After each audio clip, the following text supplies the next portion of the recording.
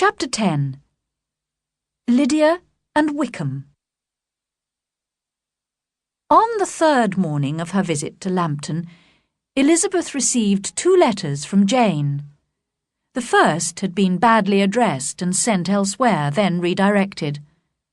Her aunt and uncle were out walking, so she sat down to read them at once. The first had been written 5 days before, and started just as expected, with a description of Longbourn dinner parties and visits. But the second half of this letter was dated a day later, and was evidently written in a great hurry. This is what it said. Since writing the above, dear Lizzie, something most unexpected and serious has happened, but I do not wish to alarm you. We are all well. It concerns poor Lydia. An express letter came at midnight last night, when we were all in bed, from Colonel Forster, to inform us that she had run away to Scotland with one of his officers, with Wickham, in fact. There, of course, she can marry without her parents' approval. Imagine our surprise. What a foolish marriage for both of them. But at least he is not interested in her money, as he must know my father can give her almost nothing. Kitty admits that she knew about Lydia's attachment to Wickham from Lydia's letters. Our poor mother is very upset. I must finish now, as I cannot stay away from her for long. I hope you can read this. I hardly know what I have written. Without allowing herself time to think, Elizabeth opened the second letter, dated a day later, and read impatiently, "My dearest sister, I am so confused I cannot write properly.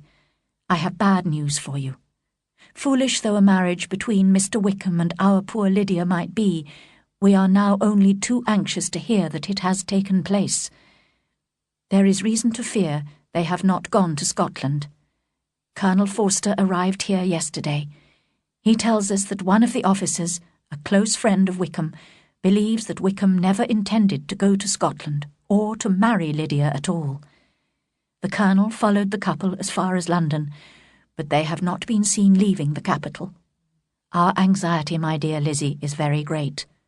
My father and mother believe the worst, and the Colonel fears Wickham is not a man to be trusted. But I cannot believe him to be so wicked. And is Lydia so completely lacking in morals that she could live with a man without being married? Impossible. Now my poor mother is really ill. My father is angry, for perhaps the first time in his life, and Kitty is being scolded for keeping the attachment a secret. While I am glad, dearest Lizzie, that you have been spared some of the confusion and worry we have been experiencing, I cannot help begging you all to come home as soon as possible. My father is going to London with the Colonel to try to find Lydia. I think he is too upset to achieve results in the best and safest way, and my uncle's advice and help would be everything in the world. I rely on his goodness." "Oh, where is my uncle?" cried Elizabeth, running to the door. But just as she reached it, Mr. Darcy came in. Her pale face and strange manner prevented him from speaking, and she, who could think of nothing except Lydia, said hurriedly, "Excuse me, but I must leave you. I must find Mr. Gardiner immediately. There is not a moment to lose." "Good God! What is the matter?" he cried. Then added, "Let me, or let the servant, go to find Mr. and Mrs. Gardiner. You are not well enough. You cannot go yourself." Elizabeth hesitated, but her legs were trembling and she realized he was right. After giving the servant her message, she sat down, looking so ill that Darcy could not leave her, or stop himself, saying gently, "Let me call someone to look after you. Shall I get you a glass of wine? You are very ill." "No, thank you," she replied. "I am quite well. I am only upset by some dreadful news I've just received from Longbourn." She burst into tears, and for a few minutes could not speak another word. Darcy watched her miserably in sympathetic silence. At last she spoke again. "It cannot be hidden from anyone. My youngest sister has eloped with Mr. Wickham.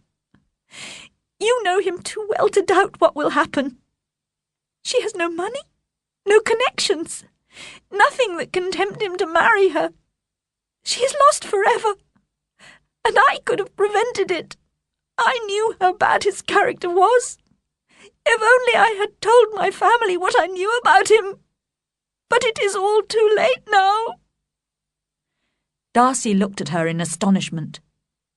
"I am shocked," he said, "and sad, very sad. What has been done to find her and bring her back?"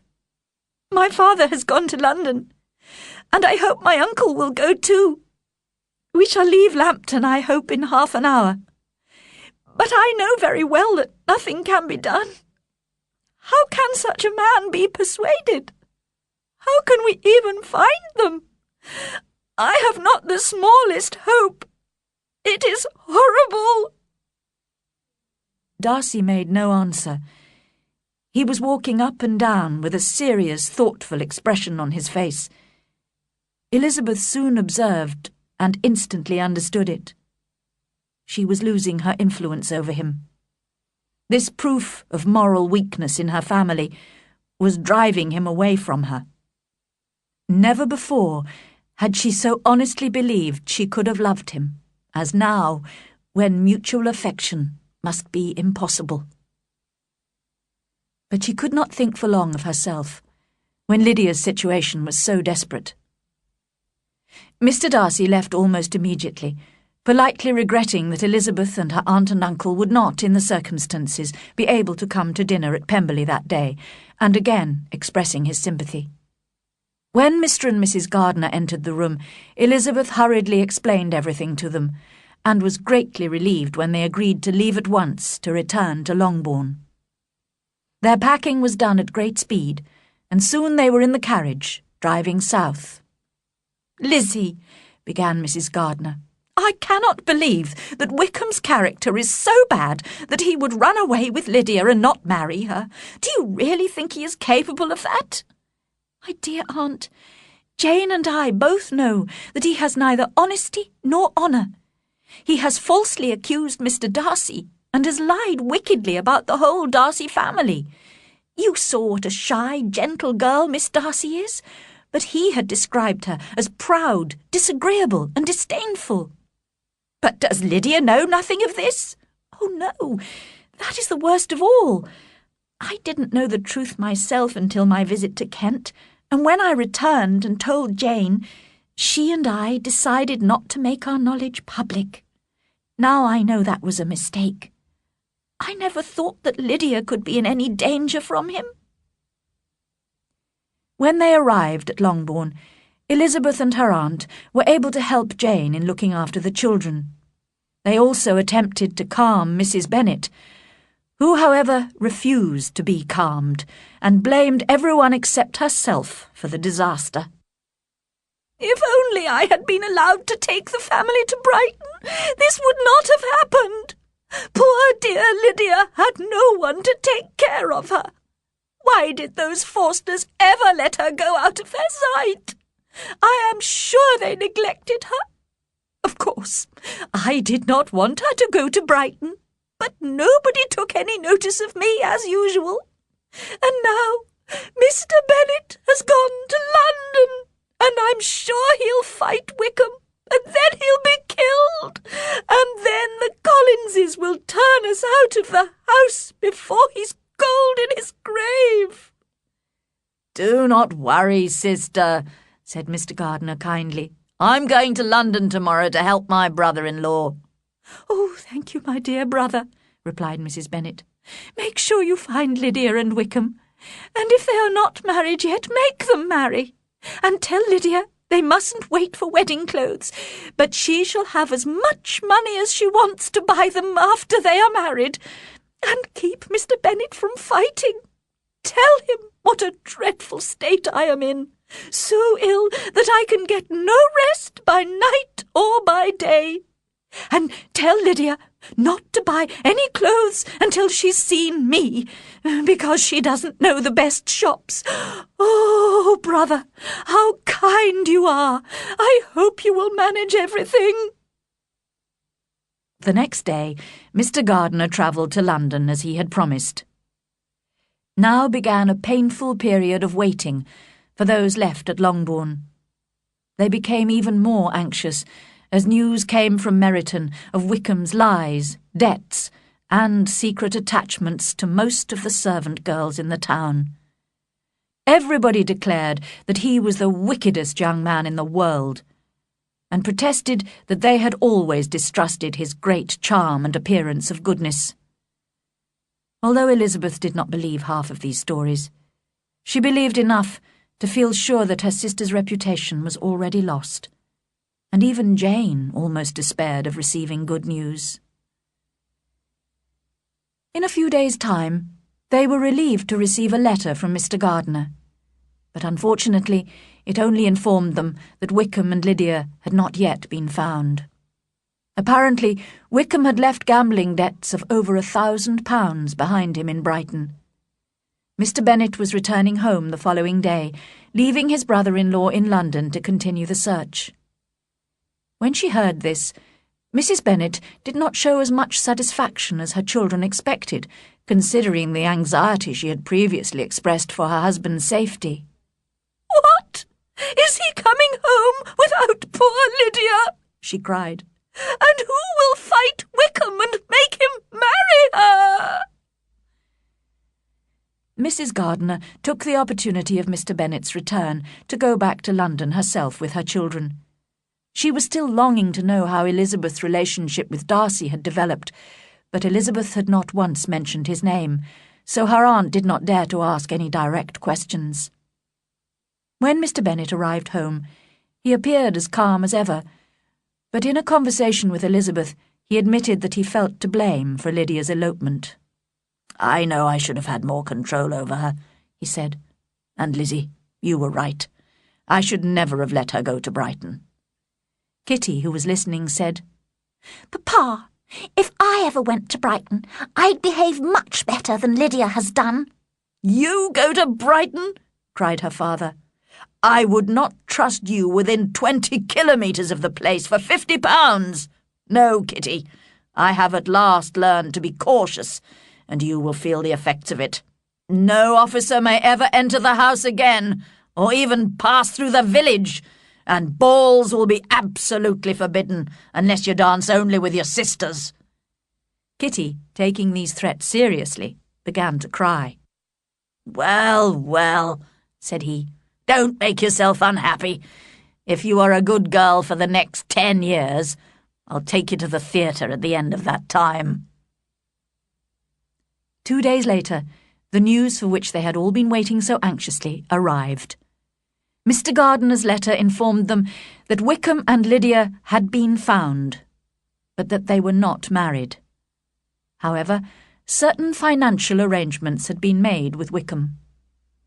Mr. Bennet was asked to pay Lydia £100 a year, as well as arranging for her to inherit her equal share of the £5,000 which the Bennet girls would inherit after their parents' death.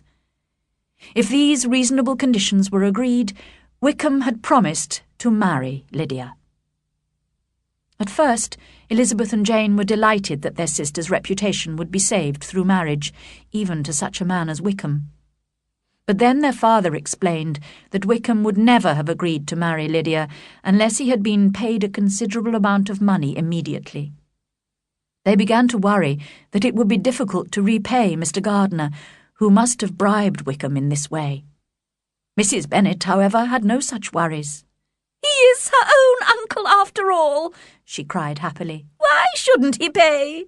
My dear, dear Lydia, married at 16. How I long to see her, and dear Wickham too. But the wedding clothes! I'll write to my sister-in-law about them at once. I'm so happy. In a short time I'll have a daughter married. Oh, Mrs. Wickham, how well it sounds!"